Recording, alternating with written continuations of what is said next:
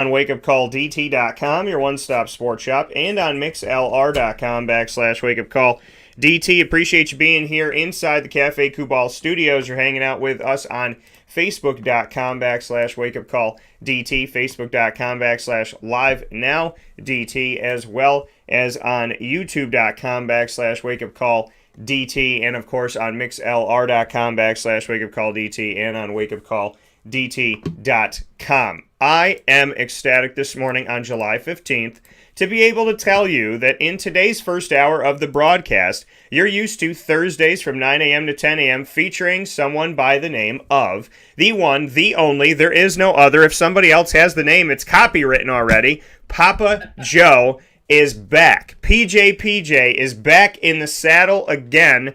And I want to thank everybody for their prayers. I want to thank them for their well wishes. I want to thank them for their kindness and generosity and their love for one of the people that I appreciate most in this world, and that is Mr. Papa Joe. He'll be joining us in just a second to give his take on many different things. We have a jam-packed show which will discuss Major League Baseball at its midway point, the Home Run Derby, Pete Alonso, spinning chains and celebrations, Saratoga Opening, and the Jacksonville Jaguars. And then in hour number 2, inside of MonPazPopcorn.com's What's Poppin', we will get into the Fantasy Football Power Hour. And the Fantasy Football Power Hour proudly brought to you by the Wildcat Sports Pub, 3680 Milton Avenue in Camillus, New York. Open 7 days a week for indoor and outdoor dining, and also located for you in the takeout and delivery world by calling 315-487-2222.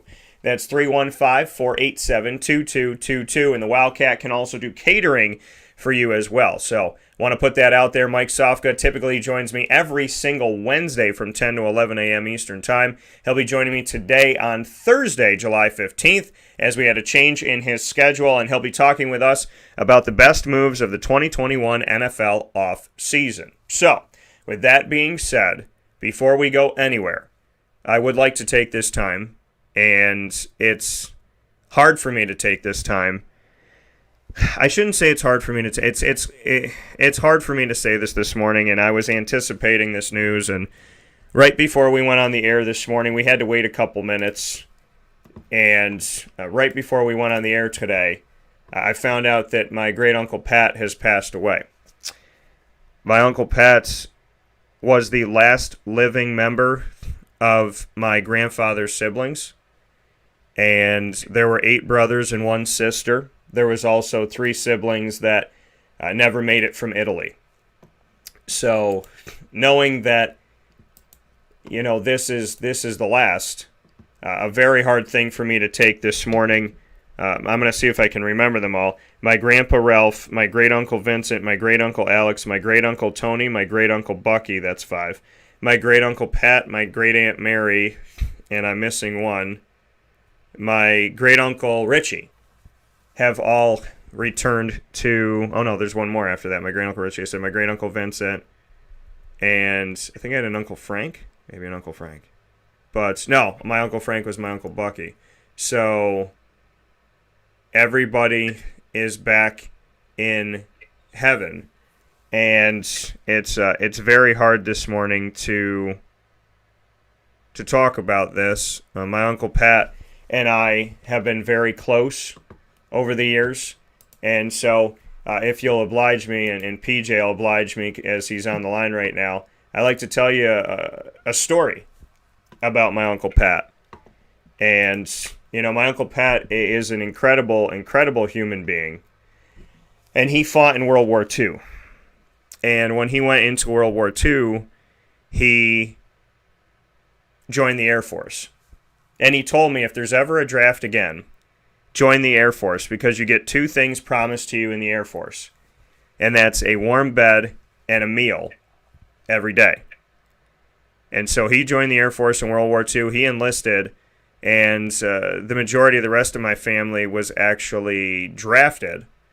And so my Uncle Pat went, and he was over Luxembourg. Or he was actually, they were fighting in a battle, and he was on a plane, and so they had the crew on the plane and everything. As they were leaving, they were hit in the engine.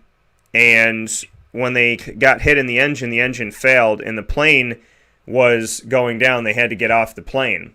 And so he parachuted out with the pilot, and I don't know what happened to the rest of his crew, and him and his pilot landed in a forest in Luxembourg. And when they landed in this forest, they were hungry, and they saw a sandwich that was sitting inside of somebody's helmet. There was a sandwich kind of sitting on a tree trunk. So they went out into the open to get the sandwich, and somebody saw them. And so the pilot said to my Uncle Pat, like, what do we do? And he said, well, the guy already found us, so we're either going to die or they're going to help us. There's one of two things that's going to happen. And my Uncle Pat just kind of accepted that whatever was going to happen from here was going to happen. And the man ended up helping my Uncle Pat and the pilot, brought him into their house, and hid him in a stove. There was a stove, and then behind the stove there was an opening, and hid a bunch of people within this opening behind the stove for months upon months. And my Uncle Pat would hear the Nazis go to the door and bang on the door of this family and say, if you're hiding Americans, I'm going to kill you in front of your whole family. They said that to the man of the house and all that stuff. And this family put their lives on the line against the Nazis to protect my great Uncle Pat and many, many other people. And there today stands at the house where this was. My Uncle Pat used to go back every year with my Aunt Sue, my great Aunt Sue, who's still alive. God bless her, and I pray that she's doing well and continues to do well and has a great quality of life from here for as long as God wants her here before he takes her home.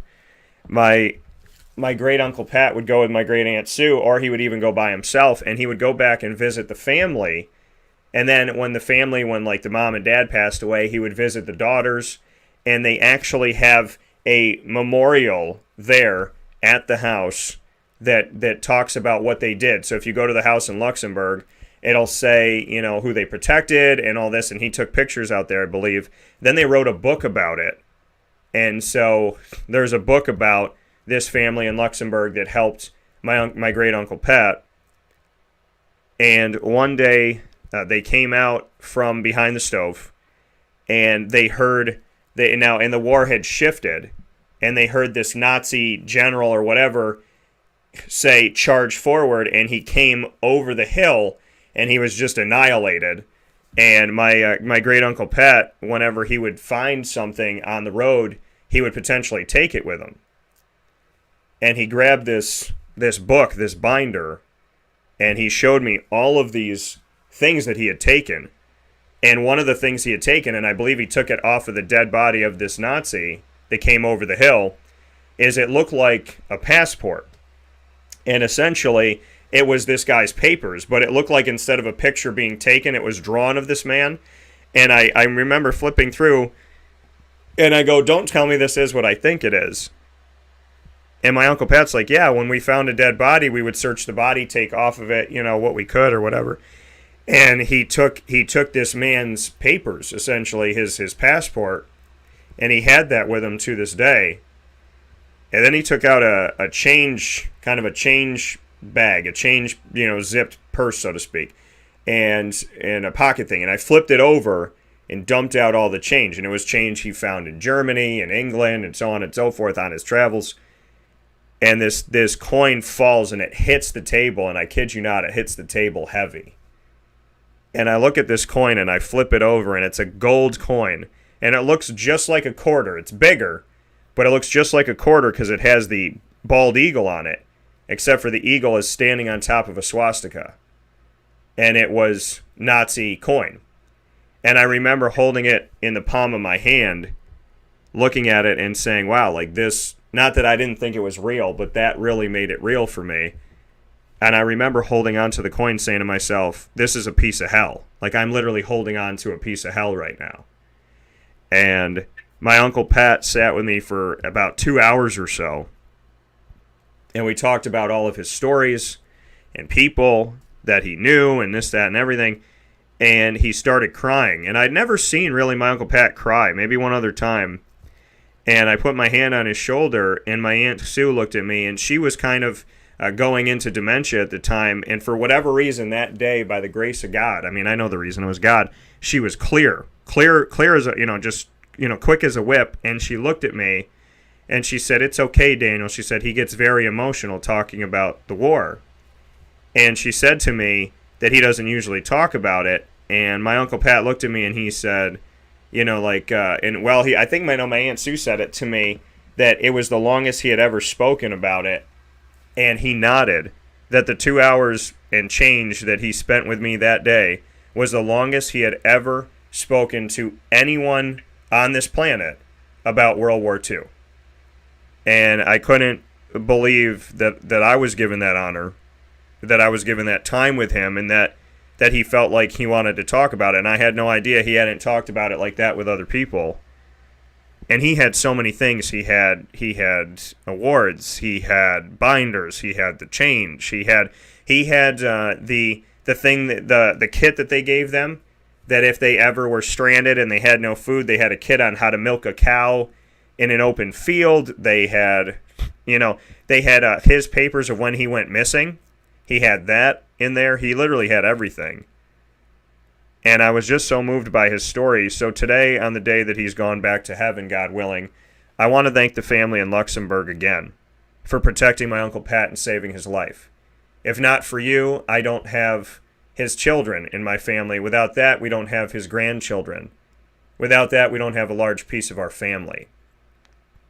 And without the grace of God that brought back my grandfather, who was 18 years old, my great-uncle Vincent, my great-uncle Bucky, whose name was Frank, and my great-uncle Tony, my great-uncle Pat, if not for God looking over them, and my great-uncle Carmen, who married into the family, and my grandfather on the Cavino side, if not for the grace of God and the protection of God and the beauty of the Lord's plan, I wouldn't have had any of them come back. And if my grandfathers didn't come back, my parents don't exist.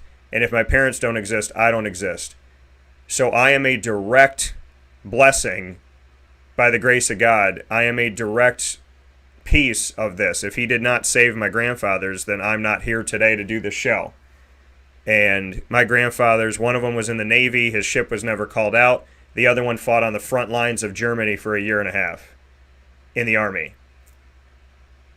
So I stand here before you today to say that when you have the freedom to tweet what you want and write what you want and say what you want and do what you want and feel how you want, understand that people made a hell of a lot of sacrifices to make that happen.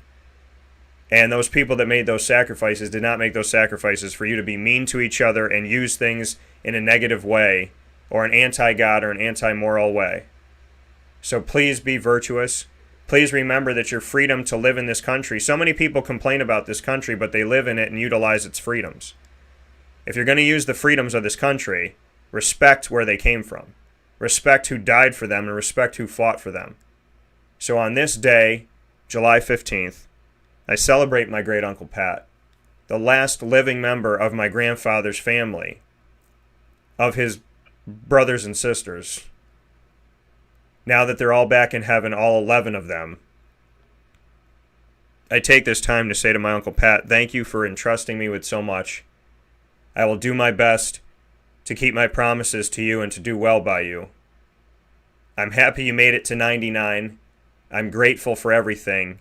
And to that family in Luxembourg, thank you, because if you did not save his life that day, if the day he went for that sandwich, you didn't reach out a hand to help him and instead you pointed a gun, my great-uncle Pat would never have been able to be here. I would have never gotten to sit with him. I would have never gotten a dollar piece of coin every Christmas at our family Christmas party. And I wouldn't have all of the love and all of the beauty and all of the goodness. His voice, his smile, his hugs, his love, and his time are things that I will be gracious for and appreciative of forever. So without you in Luxembourg, he doesn't exist. So never think badly of people. Have the humility and wonder to believe that the next new person you meet is a good person. And to my Uncle Pat, thank you for all the beauty that you brought to my life. Thank you for all the love. I am so sorry I haven't seen you lately. I'm so sorry I didn't sit with you and have donuts with you. And I'm so sorry I didn't get those videos done on time. but I love you so very much, and I promise you I will do everything I can to make your legacy persist and your life mean something, and I will tell your story to everyone willing to listen to it. This morning and every morning, Uncle Pat, I love you, I miss you, and God, may you take Patrick Tortora graciously into your arms today. May he not wait a moment to be in heaven back with his brothers and sisters. And I love you very much. With that being said, we proudly welcome my Papa Joe back to the show. PJ, how we doing today? Hey, Dan. Very good story. Very, very good story. Wow. I thought I had my problems. And I did have my problems, but I think I'm over them, and I can handle myself a little bit better. When you're disabled, you have to take a chance on some things that will elevate your life a little bit. And I thought that perhaps maybe the medical marijuana would help me. And the more I took it, the worse I felt. And I realized my pain was being subsided, and I realized that. But it just screwed me up. I mean, I couldn't think, I couldn't talk, I couldn't. I had some times on the air that I couldn't finish a thought. So, thanks for everyone. I appreciate it. Yeah,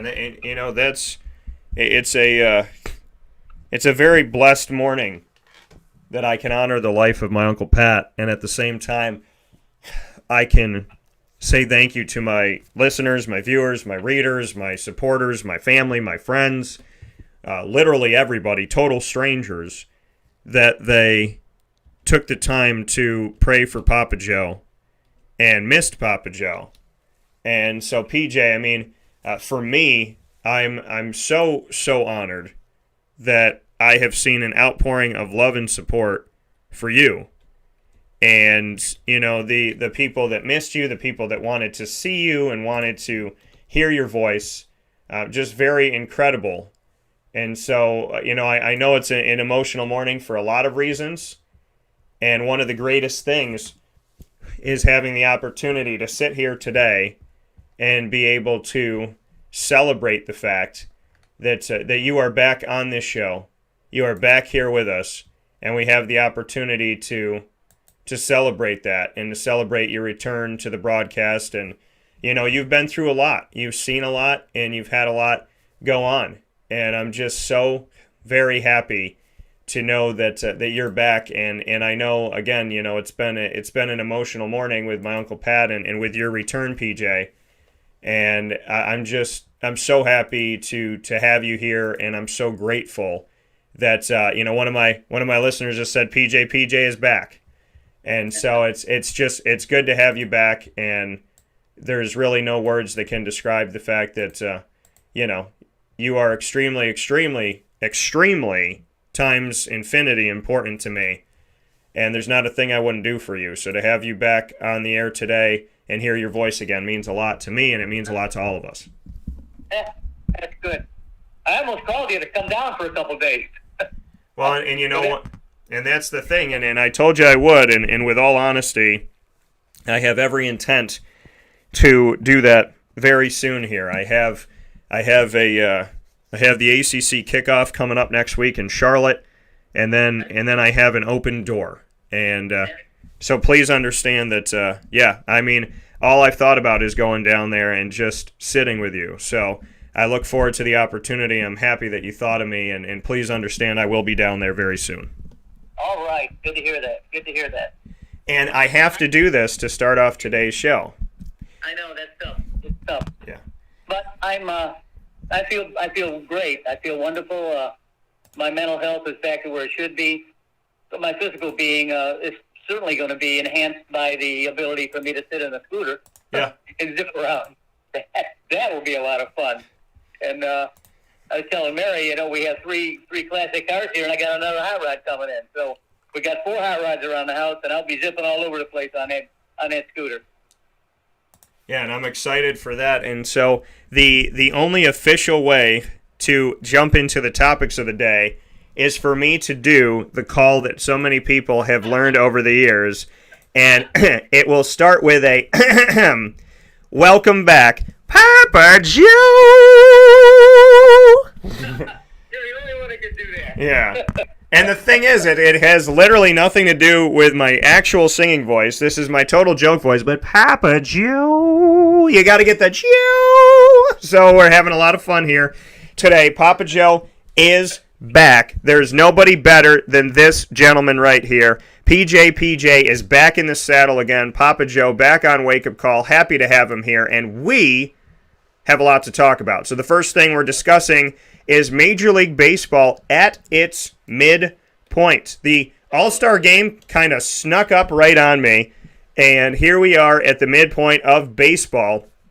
And seeing this 2021 season, we got a lot of stuff to get into, but I'm going to let everybody know where we're at right now as far as the standings go at the midway point for Major League Baseball. This is how it looks, and I've been sharing baseball with you with Papa Joe off for a couple weeks. We have talked a lot of baseball throughout, and I'm happy that we got to honor him in that way.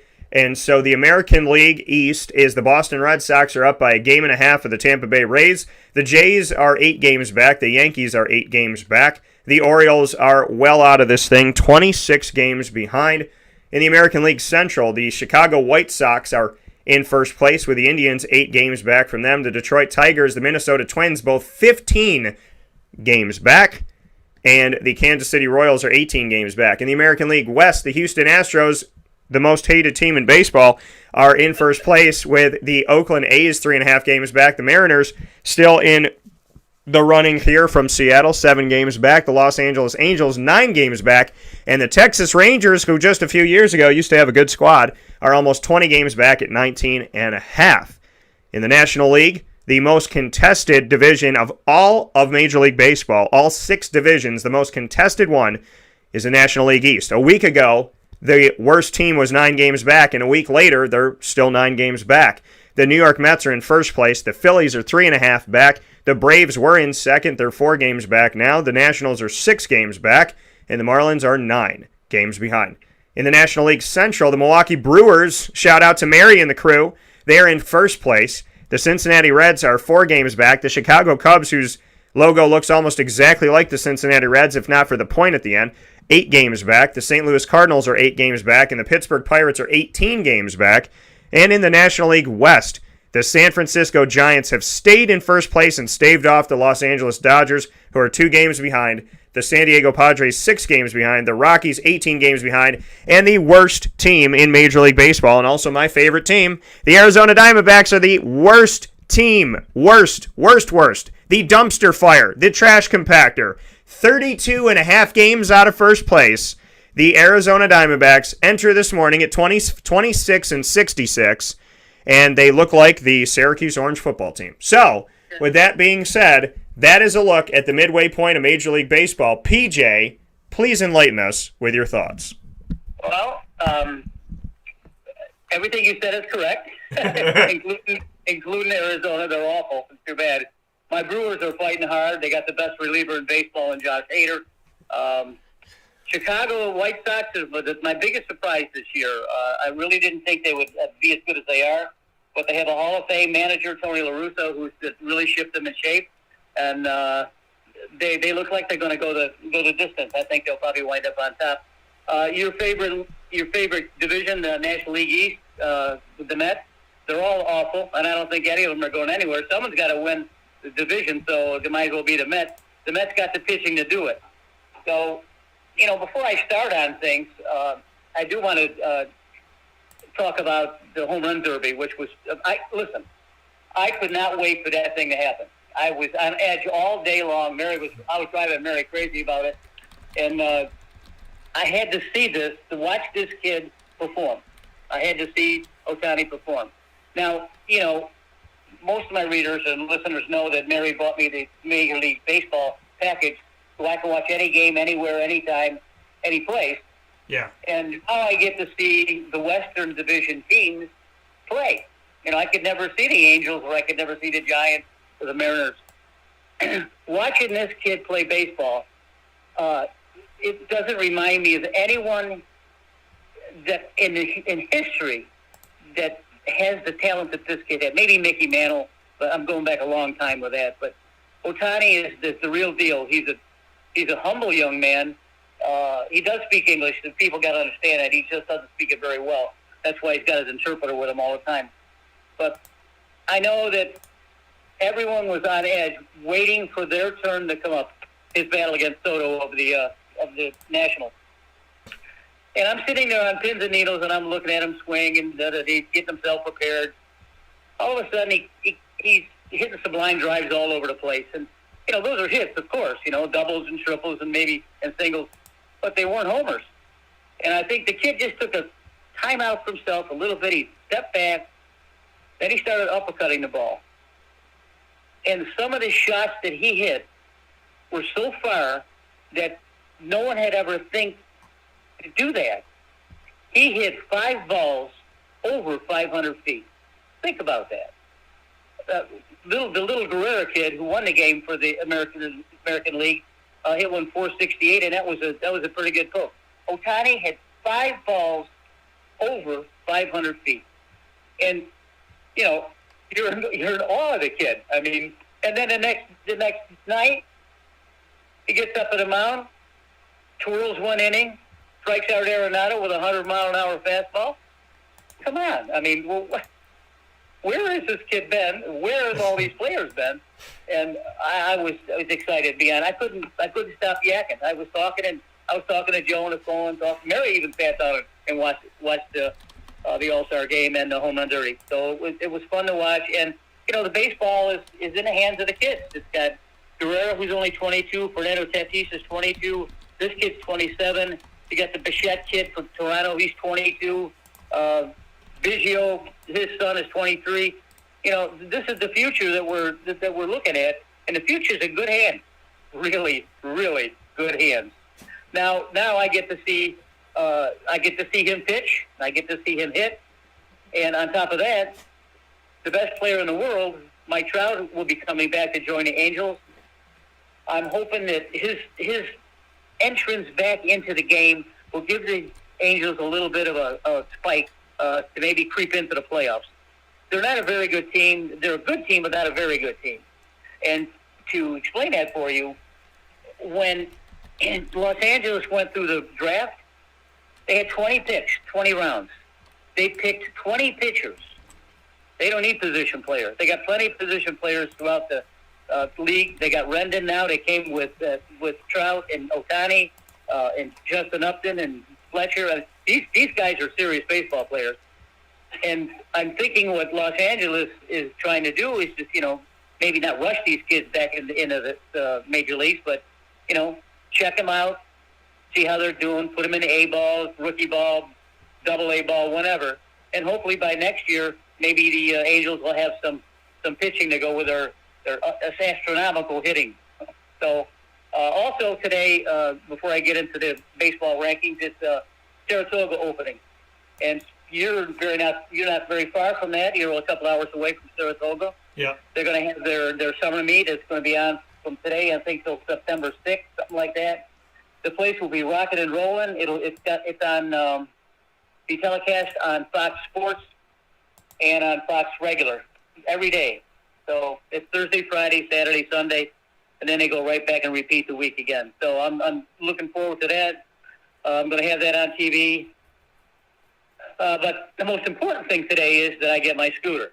I get my scooter from all something, I don't know, but it's a beast. It's certainly heavy enough for me to jig around and not kill myself. And we're going to have it on a little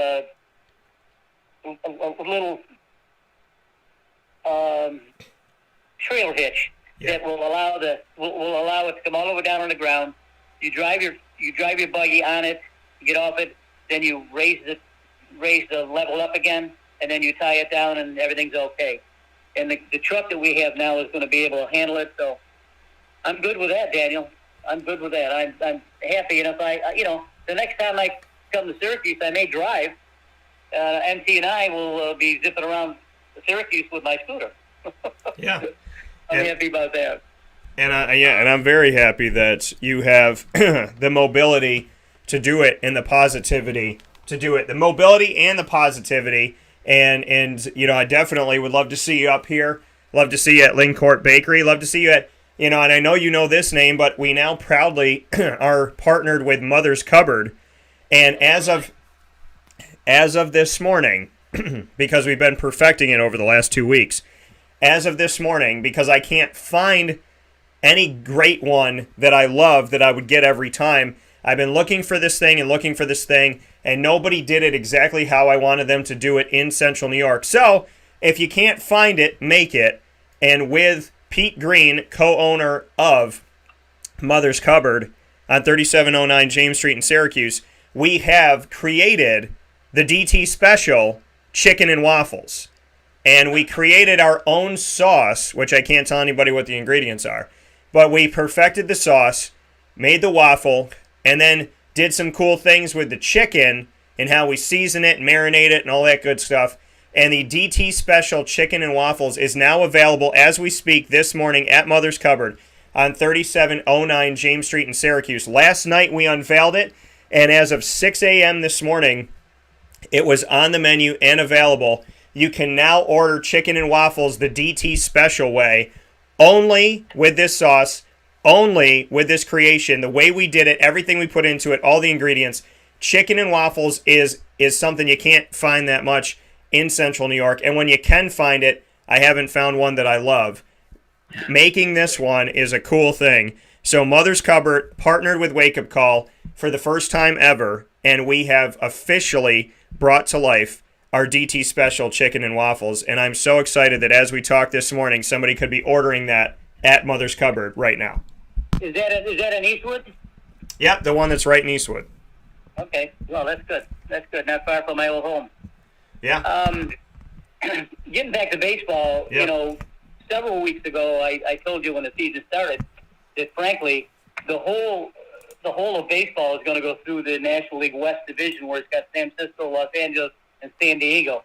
And all three of those teams are eligible not only to get in the playoffs and win a division, but all three of them are eligible to win the World Series. Those three teams are that good. So, as we go in, as I ease into the standings and explain things a little bit better, you'll understand. First on my list is the Dodgers. They're playing extremely well. They've had a lot of guys on the injured reserve, but they're starting to come back. Clayton Kershaw's on the IL, which is unfortunate, but they got plenty of arms behind them. They got that idiot Trevor Bauer, who wound up having some kind of a domestic deal. Good pitcher, great pitcher, Cy Young Award pitcher, and can't keep his blah, blah, blah, blah, blah. You know what I mean? So you got Cody Bellinger's coming back from the DH got Kenley Jansen that leads the team in ERA. Everything the Dodgers do goes through Dave Roberts, their manager. He plays these kids well. He knows exactly what he's doing. He's got good pitching. He's got good hitting.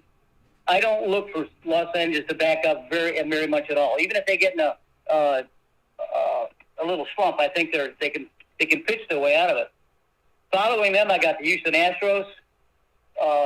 George Springer, one of my favorite players, is gone. He signed a free agent contract with Toronto. But Alex Bregman is hurt. Jose Urquidy is hurt.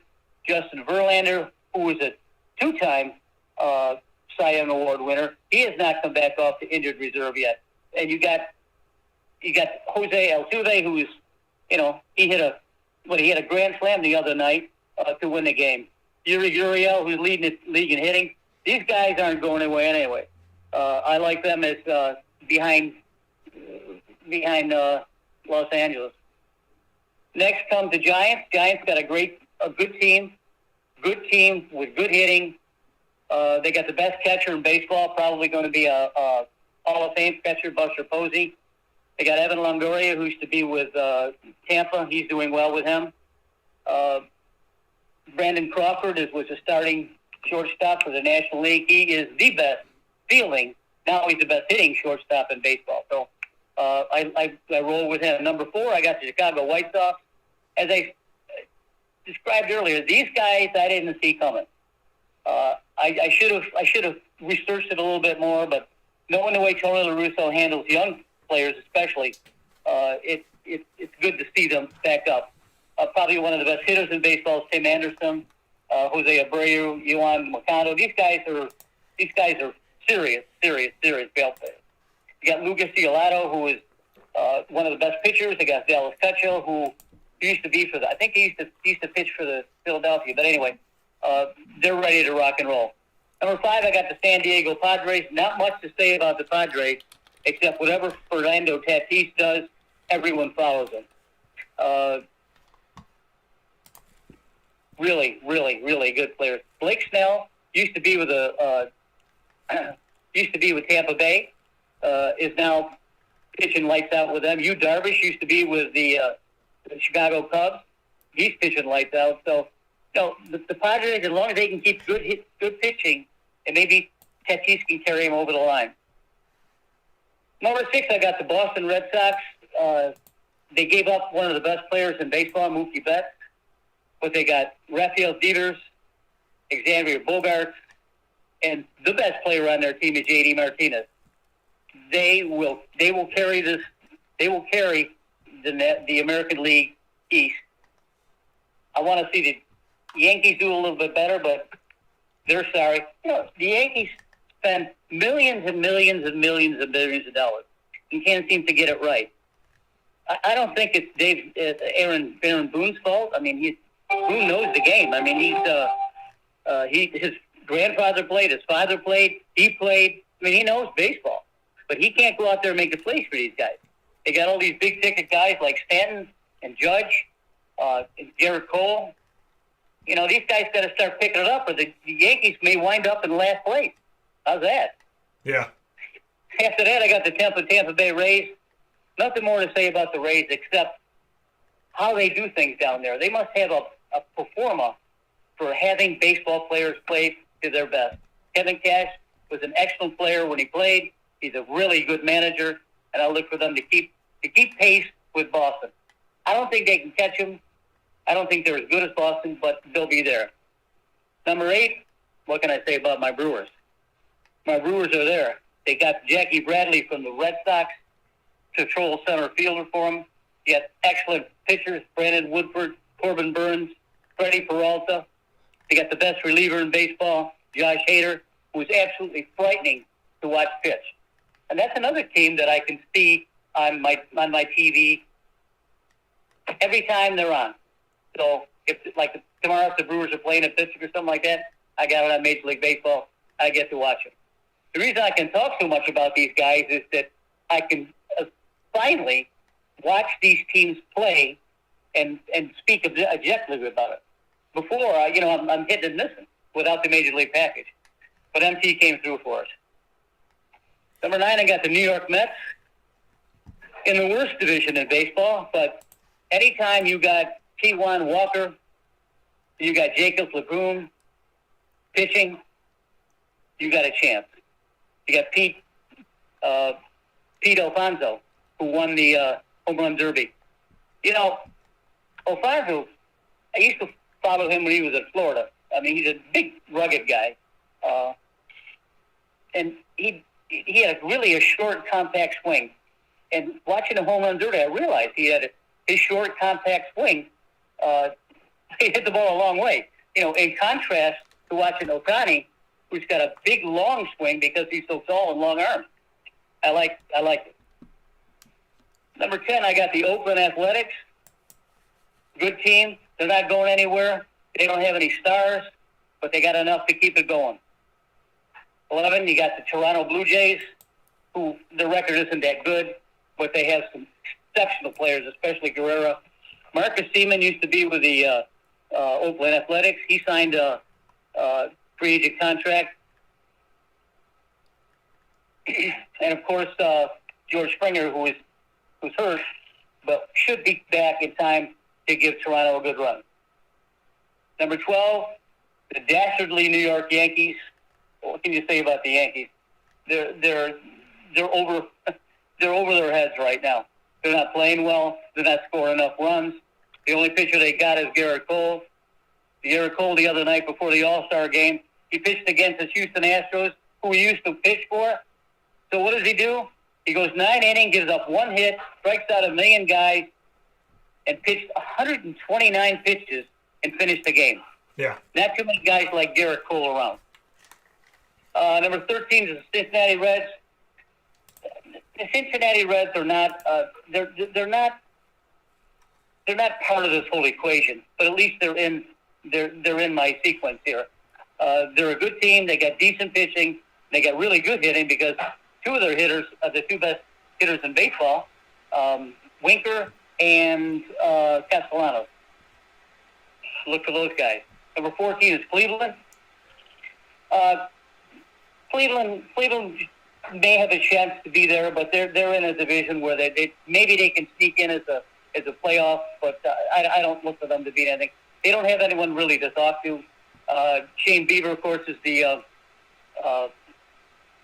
former Cy Young Award winner, and he's not doing very well this year at all. And then 15 is the Seattle Mariners, who are just also hovering around the 500 mark. They got a decent team, fair hitting. They got a good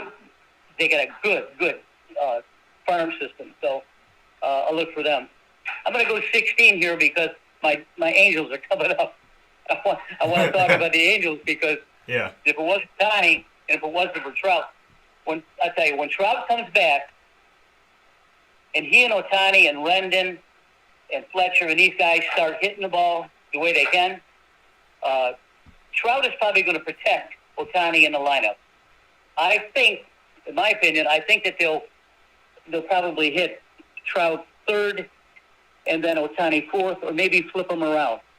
One of these guys is going to go on a tear, and Trout will be, Trout will have his leg back in shape, and he's ready to go. So, those are my actually top 15 plus one was the Los Angeles Angels. There's a lot of fun to be had here. The season picked up again either tonight or tomorrow, and I'll be watching, and next week I'll report again on what I see and what we go there. But remember, whatever we talk about when it comes to the National League and American League, the National League is going to go through San Francisco, Los Angeles, and San Diego. Those are powerhouse teams that by themselves can carry the division and actually get the World Series. And coming from Papa Joe, a little bit of a mic drop there. Top 15, actually top 16 that he brought us this morning. And Pete Alonso, we'll be talking about him. We'll go back to the Home Run Derby and talk about the Jaguars in just a second here after this fast break. As you hear from both Chick-fil-A's, because in the time where PJ was on a little hiatus, Wake Up Call brought in Chick-fil-A Clay with Chick-fil-A Cicero to give you both Chick-fil-A's in partnership with Wake Up Call with Dan Tortora. You'll hear from them now, and we'll be back right after this, where sports meets life on Wake Up Call with Dan Tortora inside of the Cafe Kubal Studios.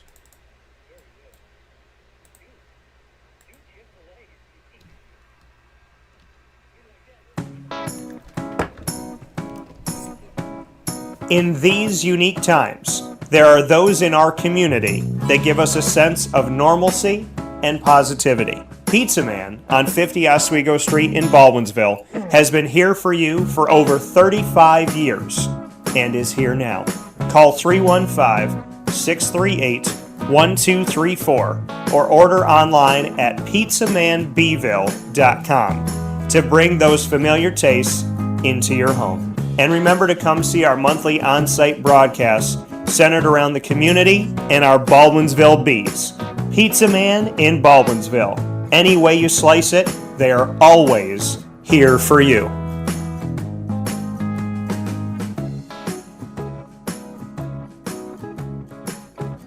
I had a deep feeling that God wanted me to do something bigger with my life and to help people, help others. I kept putting Chick-fil-A in my life, and I realized as I was going through the franchise selection process that positively impacting the lives of others was really core to what we do here at Chick-fil-A.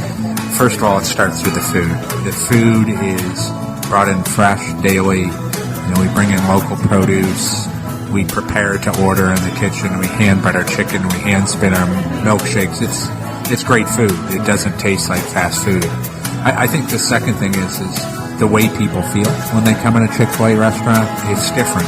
We try to treat people with intentional kindness here, which is very different and deeper than good customer service. And so I think it feels remarkable for most people to come in a Chick-fil-A restaurant.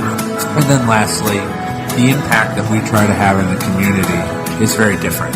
it's a big part of the expectation of every operator of a Chick-fil-A restaurant is that they're actively engaged in their community, they're a leader in the community, and they're making a difference. When they realize that what we're striving to do is to shine a little light in their life, that's a very, very different experience than you will have in any other quick service restaurant. And it's that remarkable experience that I think people will emotionally connect with.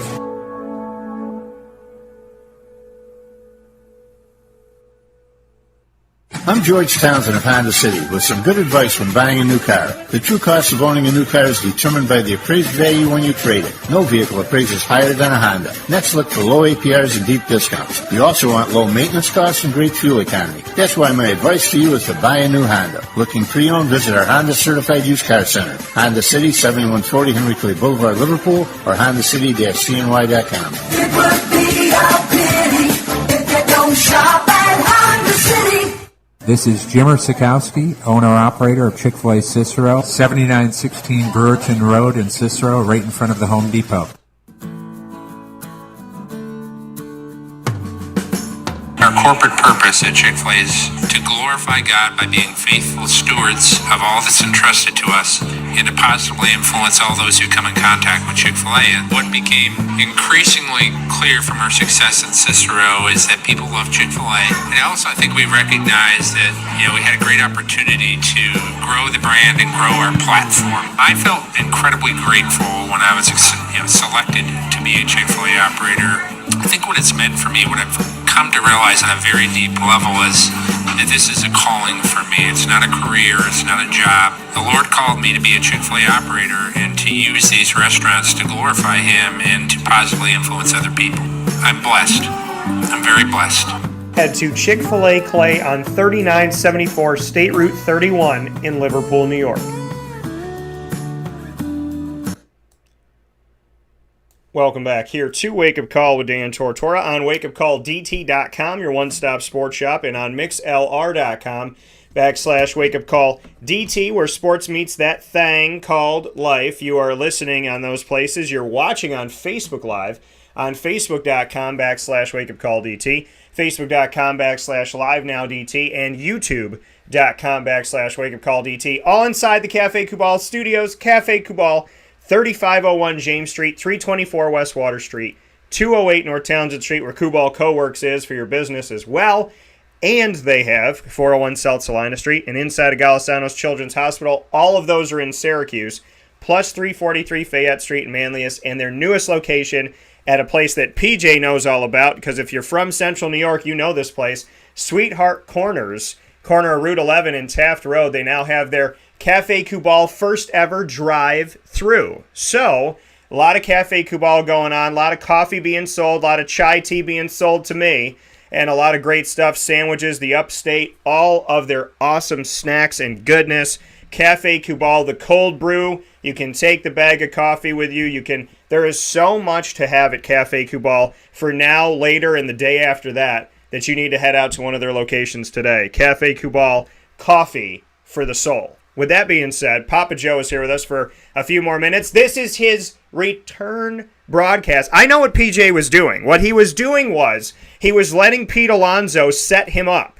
Pete Alonso banged 74 home runs, and Papa Joe said, and now I will return. So that's how I see it. He wanted to see that magic happen. Just so you know, folks, I'm going to have to share this on my Twitter account. If you're not following me on there, make sure you follow. I can't stand saying follow because I follow Jesus. I don't like calling it followers, but you have to click the button that says follow on Twitter. So, at CallDT, that's CallDT, all 74 of Pete Alonso's home run derby homers are there. There's dots of where they were, and he hit a lot of them, obviously, to that left-hand side. 20 of his 74 home runs in this year's home run derby were at least 475 feet away.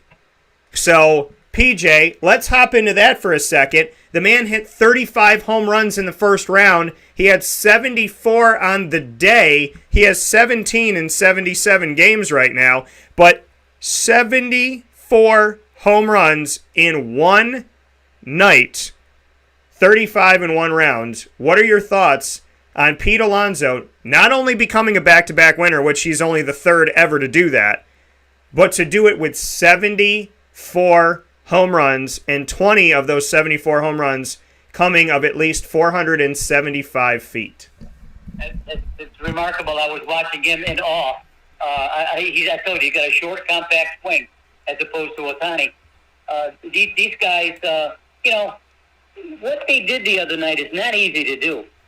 If you played baseball the way I did and my son, when you practice as hard as these guys have, batting practice especially, man, your arms get tired. If you looked at Ohtani, I mean, this kid's 6'4", 225 pounds, and he was gassed.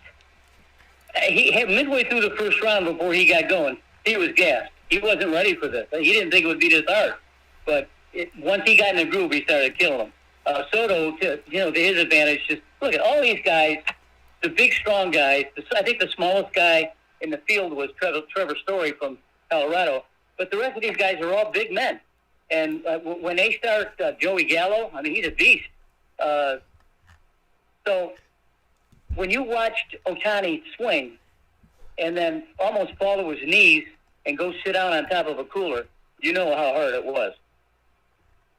Yeah, I mean, and this was an incredible performance by Pete Alonso, and so incredible that I have pop figures. And for those of you that know what a pop figure is, they look like toy things, but a lot of people collect them. And I'm going to actually unveil it today on the show this morning. I went out yesterday. I actually sold a bunch of my stuff yesterday.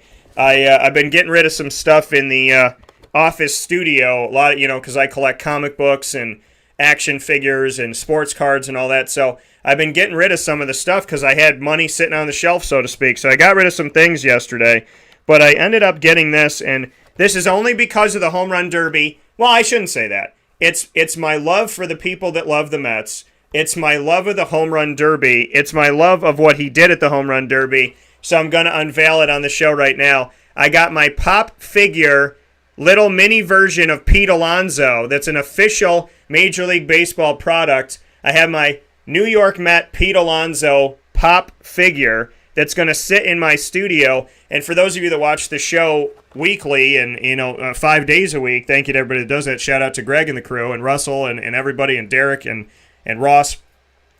Behind me in the studio, I have a bunch of stuff. And every once in a while, I change up the stuff. Like I added my hat rack that spins, and I have all this stuff here. So Pete Alonso is going to go potentially somewhere in this studio where he could be seen. So just make sure you look out for him. But I wanted to let everybody know yesterday I found Pete Alonso, and I picked him up for myself because after that home run derby, I feel like I have to have representation of him in my studio somewhere. Very good. Send me some pictures of that. I will. And PJ, before I let you go here, Jacksonville Jaguars, what are your thoughts? What's going on? You're in northern Florida. What are you hearing? What's the conversation right now? Well, things have been quiet because this mini camp is over with. All the guys still have the list of all the men that are still on the team until they start cutting guys when they come back to the field in another month or so, or 6 weeks or so. The only thing that they're writing about up here is that Urban Meyer and someone else have got to go testify at a grand jury because of the hiring of a young man that he had hired, I don't know, as a strength coach or something like that. I don't have all the information, but apparently they have to go up there and they have to testify against something. This guy's got a major lawsuit against the school, and there's a bunch of guys. Some of the ethnic kids had actually said some bad things about this coach, and the coach has probably said some bad things about these kids too. That's why these things happen like this. It's not a very pleasurable situation. I don't want to read it, but I'll wait for it. I'll wait for they come back until we talk about it. But it has something to do with how can I say it gently? Look, Urban screwed up is what he did. He didn't do his due diligence on this guy, and there's too much baggage this guy had. And once Urban found out the baggage that he had, Then he had to make a quick decision. He hires the guy, and the next day he fires the guy. So, go figure. Yeah. So, interesting thing. And obviously here on my fronts, people want to talk about Tim Tebow and does he deserve this and deserve that. And PJ, we've talked about it, but I'm just going to say this. Of the 32 NFL teams, there's about 5 really good tight ends, and then everybody else is everybody else. So to be completely, and I'm not discrediting the other 27, but what I'm saying is, besides George Kittle, Travis Kelce, Mark Andrews, maybe an Evan Engram that are household names, and a Kyle Pitts, with all due respect, who else is a household name? So the Tim Tebow factor, when they say he doesn't deserve a job, he doesn't deserve to be a tight end, he never played tight end, why would you take the job from somebody else? PJ, do you think that anybody in America can name the tight ends that are on Jacksonville's team right now?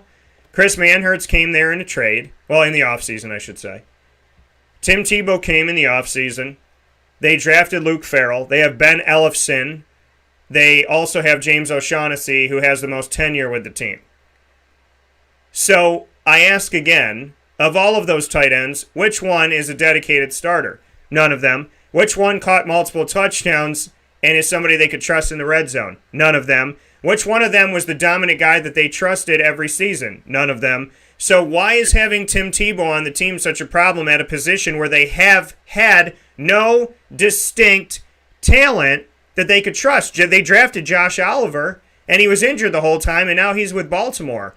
So all I'm going to say one more time about Tim Tebow is, why are people complaining about a man who's done nothing to you, number one? Why are you complaining about a guy who believes in God and works his butt off, number two? Why do you try to find something wrong with him all the time? Like, what is your issue and why are you jealous, number three? And number four, he's a tight end on Jacksonville who has no tight ends. So I would think they need depth. So at worst, why can't he be the third best guy? I just don't understand it, because if anybody looks around the league, outside of a few teams, like I said, there's not a lot to write home about at the tight end position. I think Tim Tebow could have been on any team as a tight end as a potential backup or work his way to be a starter. And now here he is. So I don't know. I don't understand the negativity, and I never will, because I've met the guy and I don't know, I haven't found any issue. But it's just weird to me, PJ, that people are worried that he's stealing a spot from somebody when you and I both know that there's nobody on that team who has a declared spot as a tight end. Well, other than O'Shaughnessy, the rest of them I'm not too familiar with, and we will learn more about them. But to be frank, the discussions down here don't include Tim Tebow on the team. The pundits, everyone's got an opinion, and especially the pundits down here. There's a couple of guys on the Jacksonville Times Union sports page that write a lot about Tebow. And they're both pro Tebow because, Tebow came from here at St. Augustine and then went to the University of Florida. I mean, he's monumental in this part of the country. I mean, he's an icon down here. And he's a huge man. I mean, he's gotten bigger since he's left football. Frankly, Daniel, I don't see him making a team. There's 6 tight ends, and some of them we don't even know who they are. I mean, Chris Manhertz, we know about him because he came from Carolina. Luke Farrell, Tyler Davis, Austin Pleasance, and Tebow. None of these guys, as Mary says, blows my skirt up. It's nothing. He can make the team strictly on guts. And his talent, his talent as a quarterback was always questioned. And perhaps maybe his talent as a tight end is also questioned too. I don't want to put a negativity here, like you say, but I don't see him making a team, Dan. Well, we'll have to see what happens with Tebow, but it's nice to know that people down in Jacksonville aren't doing what the national media is doing, which is just constantly talking about it. So it's good to see that they're focused on other things. Hopefully they can get their stuff together. PJ and I, speaking of getting our stuff together, have plenty to talk about as we move forward, including next week, where we will discuss how many wins we think Jacksonville will have this season.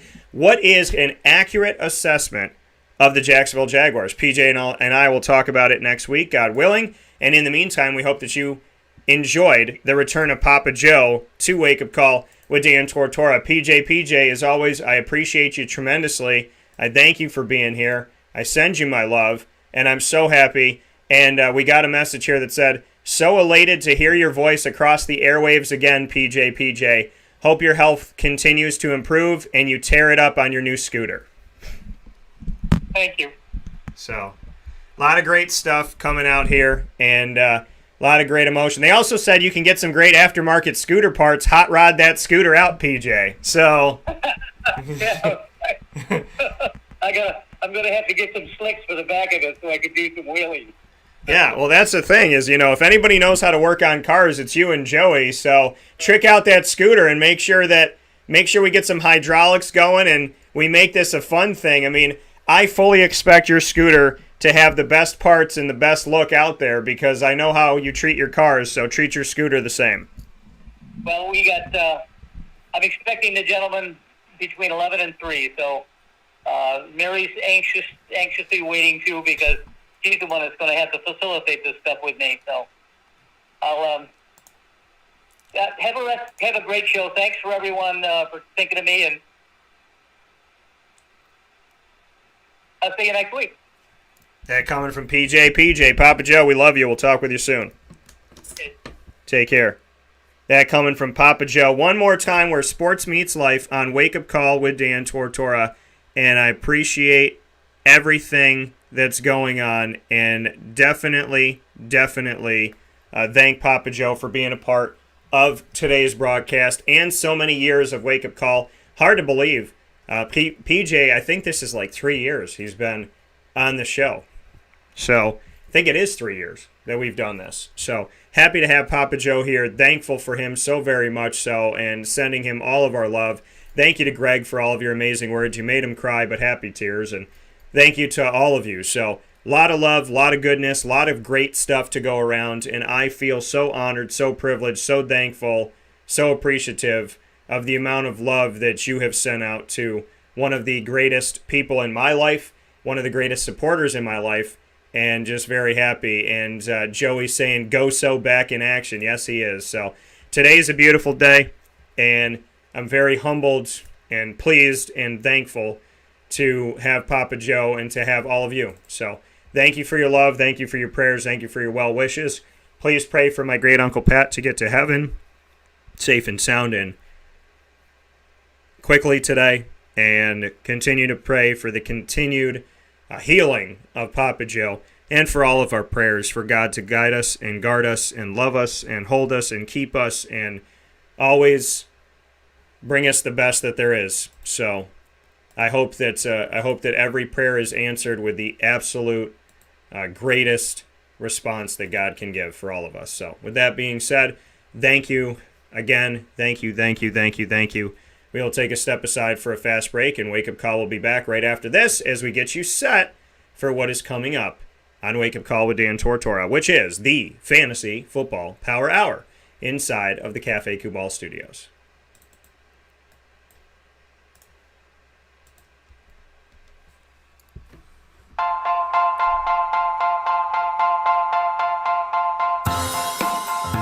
Cafe Cabal Mobile Cafe brings the cafe experience to you. We'll roll out to your neighborhood or office, ready to serve our locally crafted espresso bar to our loyal patrons. Inquire at cafecubal.com. Cafe Cabal, coffee for the soul.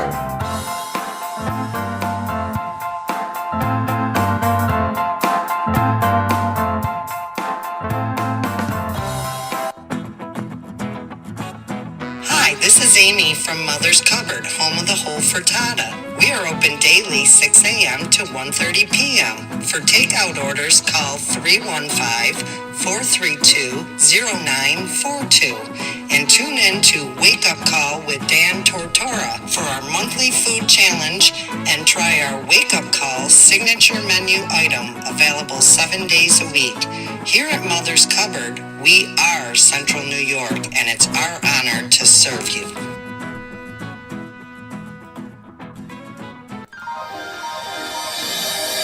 Ma and Pa's Kettle Corn and Popcorn Factory, located on 201 7th North Street in Liverpool, is home to over 40 flavors with more than 200 flavors in their total wheelhouse. Sky's the limit for this sweet and savory Central New York company. Keep it local at your parties, fundraisers, wedding showers, baby showers, and more by calling 315-450-MA-PA. That's 315-450-6272 for popcorn bars with custom flavors and colors at your upcoming event. Make sure to visit them on 201 7th North Street in Liverpool, New York. And for more information, go to maandpassnacks.com. Ma and Pa's Kettle Corn and Popcorn Factory. How corny are you? The Millhouse Market, located on 3790 New York 13 in Pulaski, New York, is worth the drive every time. Make sure you download their app on the Google Play and Apple App stores, and you'll have everything at your fingertips, including the entire menu of homemade breads and salads, desserts, quinoa bowls, rice bowls, brick oven pizzas, and the sandwiches that they have named after the families that helped to settle today's Pulaski.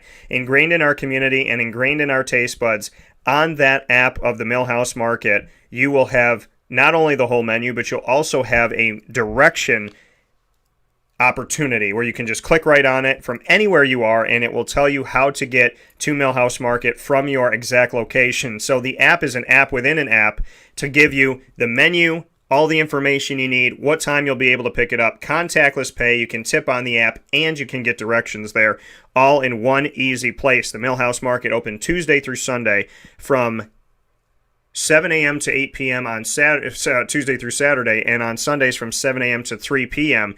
And when I say open, the drive-through pickup window grab and go is open, as well as their general store with local products from local companies to support the community even farther.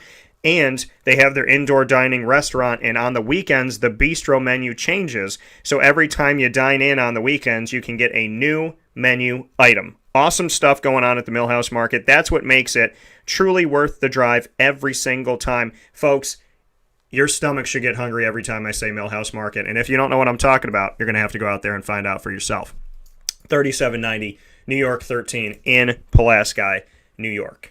With that being stated here on Wake Up Call with Dan Tortora, we're going to end this video on Facebook and start a new one. So for those of you, and on YouTube. So for those of you that are watching right now, we're going to end it and start an official new one, and we'll be able to talk with you there. You know that we do that every time we have fantasy football because we have a fantasy football library that we want to make it easy for you to get all the information that you need. So we truly, every single Wednesday typically, and this week on Thursday, we're able to shift everything over on video so that you can have that in your library. So on draft day and throughout the season, you can go back and watch our quarterback show, our running back show, our wide receiver show, our sleeper show, overrateds, all of that's all in one place.